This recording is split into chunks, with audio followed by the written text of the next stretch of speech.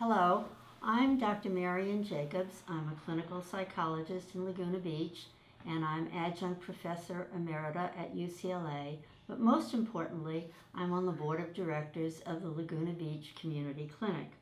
I'll be referring to my notes when I talk to you because there's a lot of important information that I want to tell you about, and I don't want to leave anything out.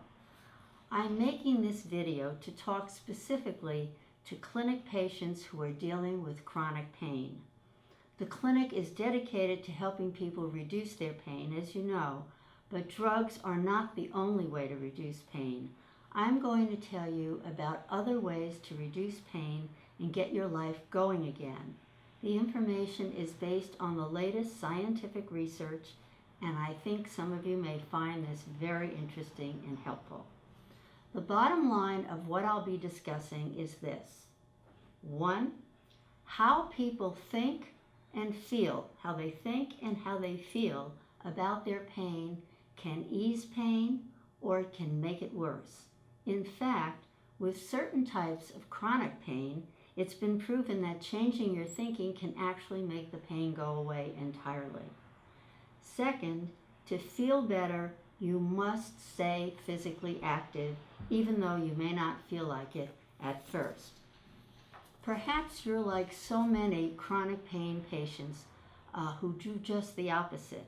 They get too focused on thinking about their pain. They spend too much of the day thinking how bad the pain feels. They worry how damaged their body is, and they worry that they'll never be able to feel better again.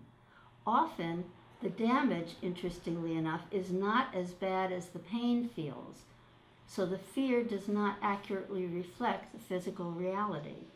But they're fearful that if they move the wrong way, they'll make the damage worse and they'll make matters worse. And what happens as a result of that is that they stop doing a lot of daily activities, things that they enjoy doing, and instead sit around or lie around a good part of the day.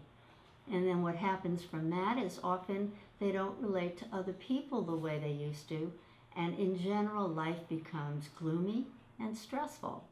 But here's some good news. People can learn to retrain their brain, really retrain their brain to correct mistaken ideas and to think more accurately about their pain.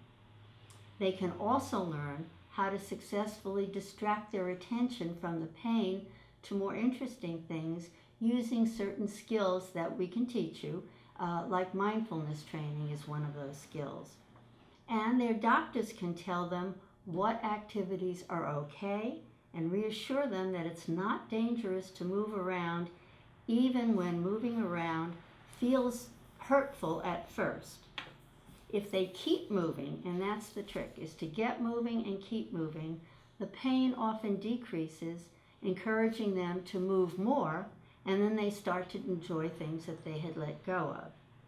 Chances are their relationships will improve too, along with improving how they feel about themselves. In other words, by getting a better understanding and changing their thinking about their pain, that will also change the feelings, the emotions, the beliefs, the expectations they have about their pain. Chronic pain patients can actually reduce the pain, reduce stress, get moving again, and improve the whole quality of their life. The key to moving forward is more accurate thinking about their pain. So let's take a look at the mind-body connection and how all this can add to pain or take away from pain. When you have tissue damage to your body, the sensations from the damaged area are relayed up through your spine and then up to your brain to a place in the brain called the thalamus. The thalamus is like a relay station, and the thalamus relays the information about the damage to your body. This is not about the pain, just the damage, to other parts of the brain that need to know that something important is happening, including the part of the brain, the cortex, the part of the cortex that has to do with your thinking and how you feel about things. So at this point, the brain is getting all these messages, and the brain essentially is saying to itself, What do these sensations mean? Are they dangerous? If the brain concludes, yes, this seems like it's dangerous, it networks with other nerve cells in the brain, and what they do then is they put out pain as a way of protecting you. The pain is so that you don't do anything further to harm yourself. There's a wonderful video by a man named Dr. Laura Mosley, Mosley.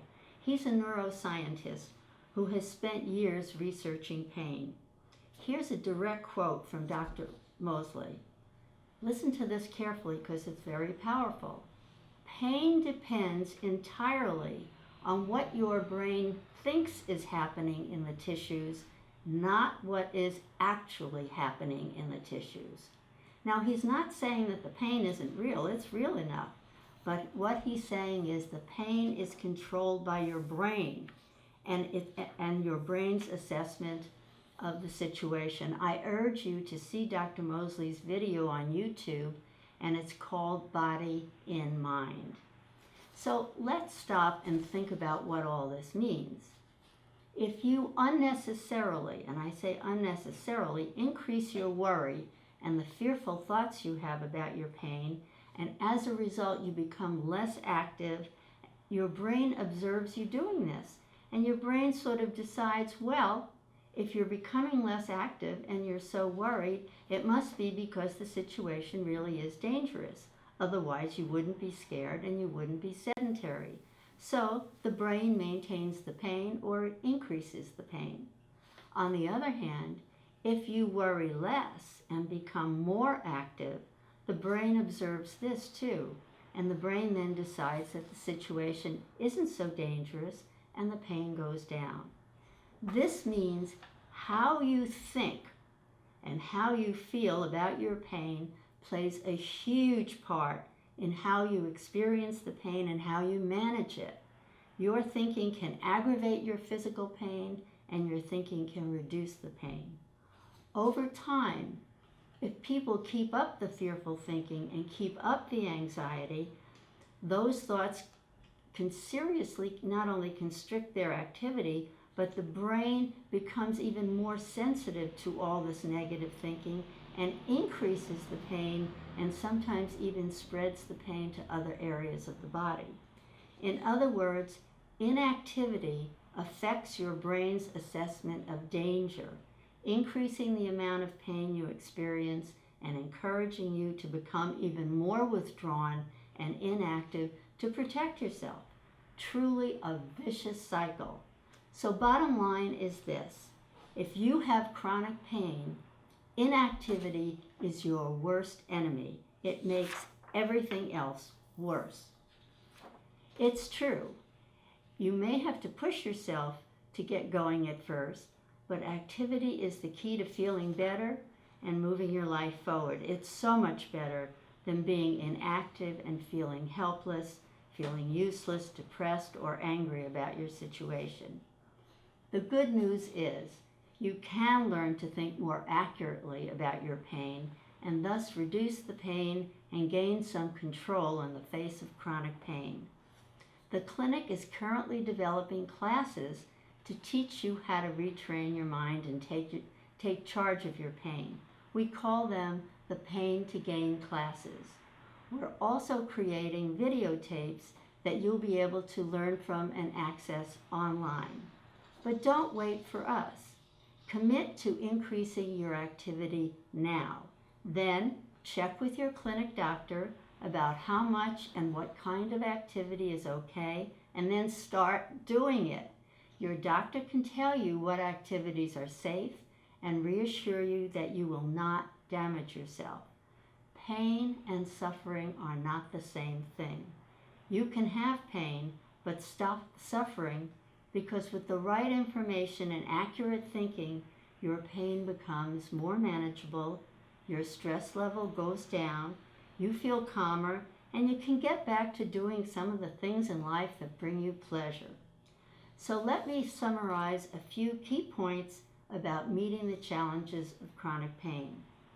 Things for you to think about, things researchers have shown to be true, things I've already touched on. See how they apply to you and discuss them with your doctor. Well, one is that people, as I've said, worry about the amount of pain that they feel, and they think that indicates how much damage is going on in their body. Often that is not the case. Ask your doctor about your situation. People worry that if they move around, they'll damage themselves more and the pain will get worse. The reverse is true. Pain patients need to push themselves to be as active as is realistically possible and medically sound. Again, your doctor can tell you what's okay and what's not. Often, patients with chronic pain tell themselves truly frightening things about their pain and what it means for their life.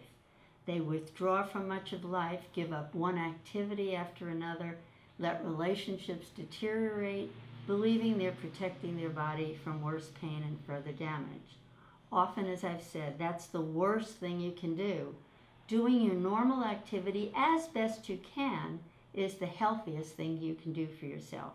Check with your clinic physician as to what is okay and what's not okay to do. As a psychologist, I can tell you that people feel their worst when they feel out of control of their life. So when it comes to chronic pain, 3 things can help you take back control of your life. Learning to think more accurately about your pain and not exaggerate how dangerous it is. Learning skills like mindfulness training to help you focus more of your thinking away from the pain to things that bring you pleasure. And finally, increasing your activity level. Your doctors at the Laguna Beach Community Clinic and the entire clinic staff are dedicated to helping you make these changes. Please get started. Thanks for watching. I hope I've given you some new ideas about living the good life, even with chronic pain. The Laguna Beach Community Clinic is dedicated to helping you do that. Thank you.